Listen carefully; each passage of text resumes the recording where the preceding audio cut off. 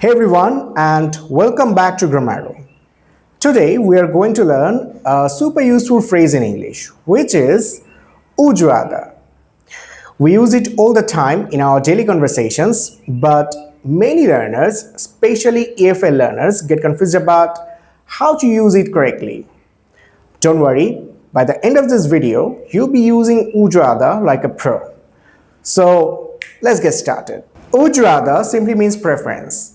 What you prefer to do or what you choose instead of something else. Think of it like saying, I prefer, but in a more natural and conversational way. For example, instead of saying, I prefer tea to coffee, you can say, I'd rather drink tea than coffee. Now, let's look at the structure. When you are talking about yourself, the structure will be subject plus would rather plus base verb.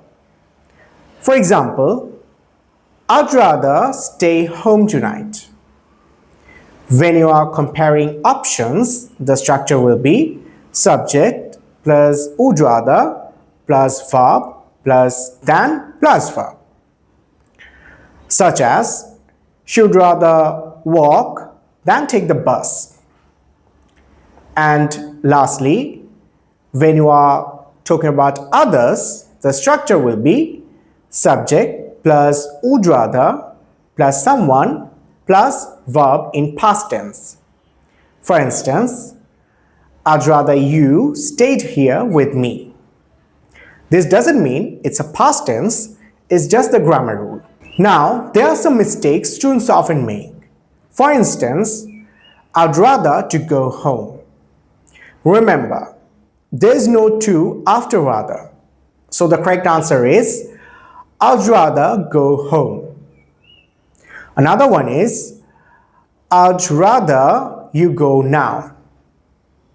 Remember, after you, he or she, in this structure, we always use the past form of the verb.